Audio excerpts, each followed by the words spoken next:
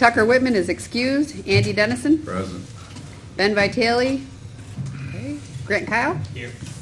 Paul Pinckney. Here. Aileen McNabb Coleman. Present. Joe DeForest. Here.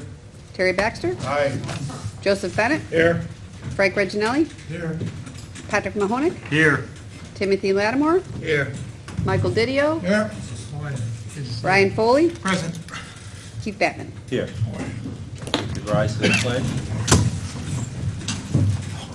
I pledge allegiance to the flag of the United States of America and to the republic for which it stands, one nation, under God, indivisible, with liberty and justice for all.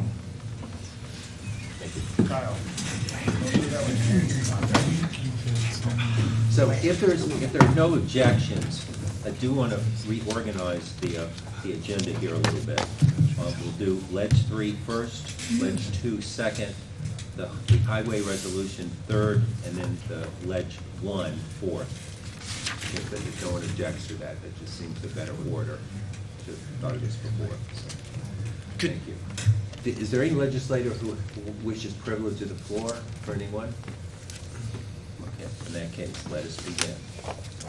So Ledge 1 and Ledge 2 and Ledge 3 from last week are on the agenda because we talked about them, we modified them, we voted on the amendments, and I failed to call for that final step, which is the vote on the thing. So if I could have a motion to approve Ledge 3 as previously amended. Mr. Dennison.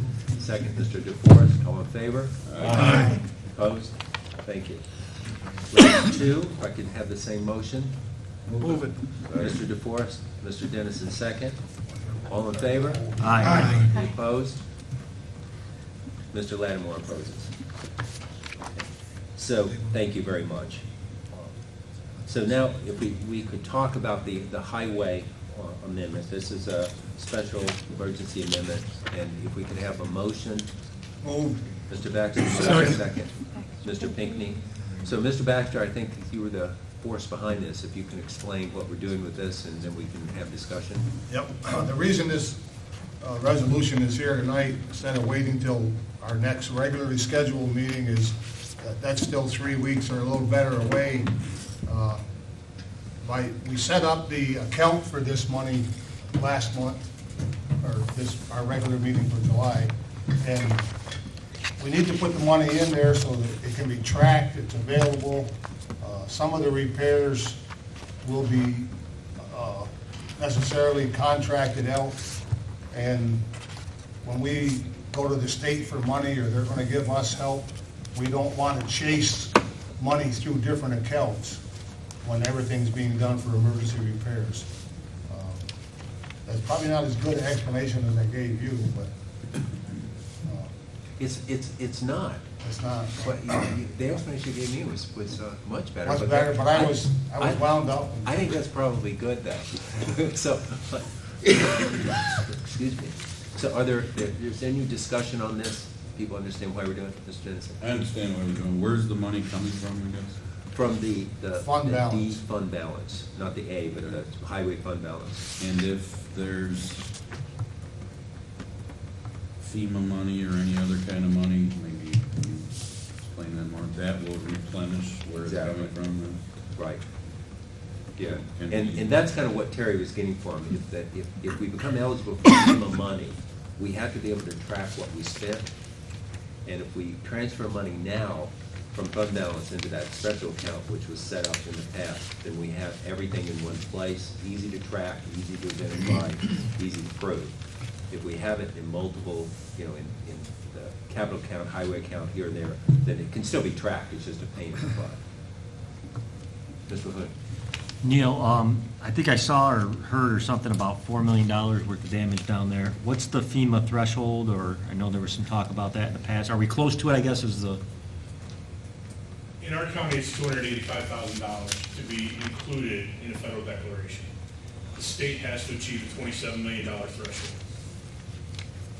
I believe that they're well on their way to achieving that between our county and 5 or 6 other counties that were impacted. But FEMA comes when FEMA's ready to come and when the president decides there's going to be a declaration. Until then, we're really, the towns, the villages, and the county are on the hook to take care of our own. I'm optimistic that we'll reach that. We've certainly met our threshold 5-6 times over just in infrastructure. And we've already received, or we should have by the end of this week, an SBA declaration, which is a stepping stone to FEMA. And the state is engaging with their Division of Financial Services to support the people down in Moravia that have been impacted by this. So all the right steps are going the right direction. But we won't get a FEMA declaration until there's a FEMA declaration. But I believe they're close. All right, thanks. But also, before you sit in, it's also my understanding, what is the number that thrown around estimate once everything's taken into account? Our infrastructure, so roads, highways, bridges, so on farm damage, personal damage, business damage. I don't have a number to give you for that. I can tell you that the preliminary damage assessment for infrastructure or public assistance, which is infrastructure, roads, bridges, was right around $3.75 million, and it's growing every day when guys are working and they're using machinery, and it doesn't take into account the forced labor and the equipment that's being used. So that'll all add on to that $3.74 million. From the state has not engaged a preliminary damage assessment for individual assistance yet. That was done through the SBA, which is a normal practice. And within a 12-hour period of escorting the guy around to some of the damaged properties, we achieved that threshold of 25 major damaged homes to get the SBA declaration moving to the governor's desk. And that is a stepping stone to hopefully get to an IA assessment for FEMA or for state to go to FEMA. Generally, storms impact infrastructure more than they impact individuals, but we had a split. We're continuing to get damage reports, and if my friend Glenn puts the information right in the paper for me, then we'll continue that plea to get information. It's critical that we get information so we can keep driving the right assessments forward and ending where we want to end, which is, to hopefully help our residents recover. So while we don't have a number, it's safe to say it will be substantially more than $4 million. Yeah. Just on the public infrastructure side, I think we're going to probably double that, George. Is that?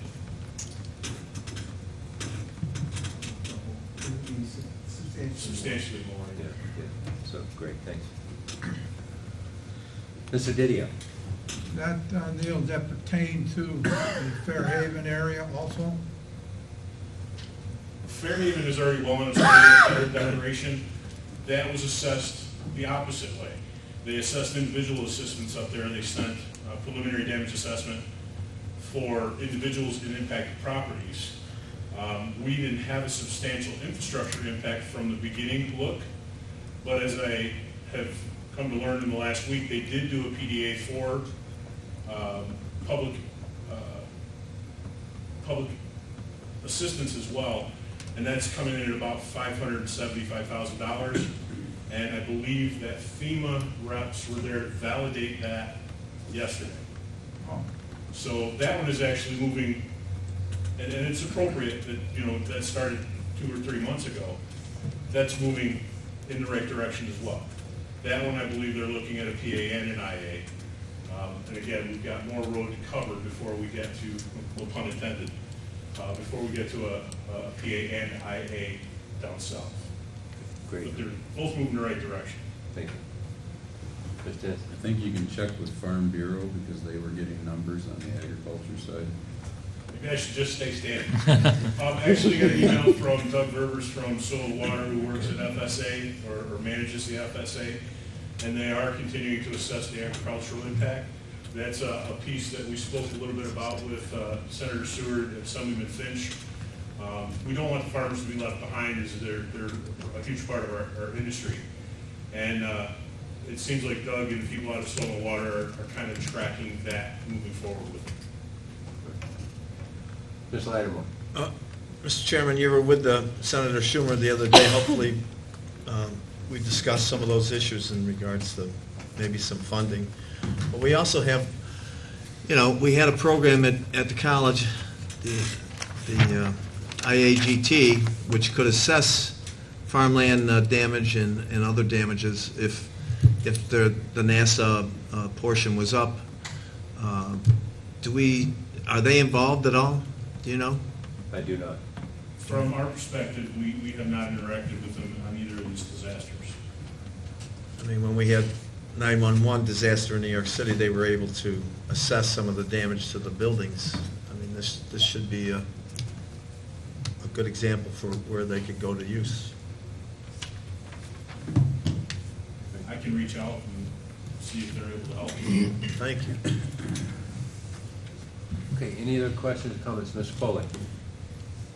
Can we just get a clarification? The 777,000 as opposed to the 1.3 million. What is the difference there, and do you expect to come back for that maybe in the future? I probably will be coming back for more money in the future. The 777 will be a good start. Some permanent fixes, some temporary fixes.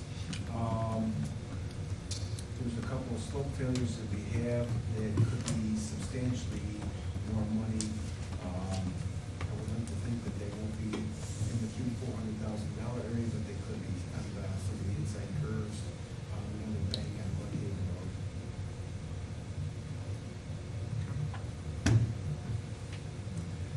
Mr. Baxter? Yes, I asked, George, I asked you to get a list of the towns affected. Did you have that?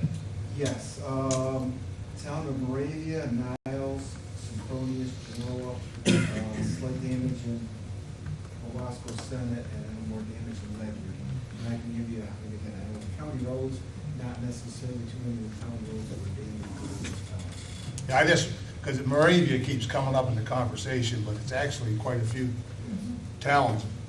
It's centered kind of in Moravia, but pretty widespread. Yeah, for sure. Mr. Lattimore? Mr. Chairman, I'm all for the assistance to our towns and villages when we have an emergency situation. I just hope that if the city ever needs help in the future, like we almost lost a dam one time, which would have created a lot of damage down through the center of town, that this county would also come to its aid. Yeah, and I would hope we would as well, but I want to be clear, this is not help to the towns and villages. These are county roads. Okay. These are not state roads, they're not town roads, they're not villages roads, they're not private roads, they're county roads, 100%. So your point is taken, though. We may want in the future to support the towns and villages or the city. That's, Yeah. I mean, if the town needs assistance, I'd be glad to help. Okay, any other? Mr. Bennett? Yes, Mr. Chairman, I'd like to offer up an amendment to this. Okay. I'd like to change that from 777,000 to $1 million even. Okay, a I'll second? second that. Okay, second. And the discussion on that? The thinking for that, on that? It's going to be more. Seems like Things, it's, seeing George says he's gonna be coming back to us, we might as well just have it right in the fund, the balance now. Right. And then, if it's not there, it's there, he's got it for some other possible. Okay. Any discussion on that? Mr. Dennison? I'm good with that. If for some reason, which it doesn't sound like there will be, anything left, it should go right to more roads being repaired. Well, if there's anything my understanding of what would have to happen, because this is a disaster, bad news repair thing. So I don't think it could be used legally for regular road work. It would have to either go back to the fund balance in the highway fund, or it would have to come back to this body for reallocation. I think, isn't that right? That's my understanding, yes. Mr. Pinckney? but the 1.3 is what you're saying would be the worst-case scenario, possibly? That's a preliminary estimate. Could be better, could be worse. Yes. Probably worse. So I don't have any problem, going with $1 million at this point in time.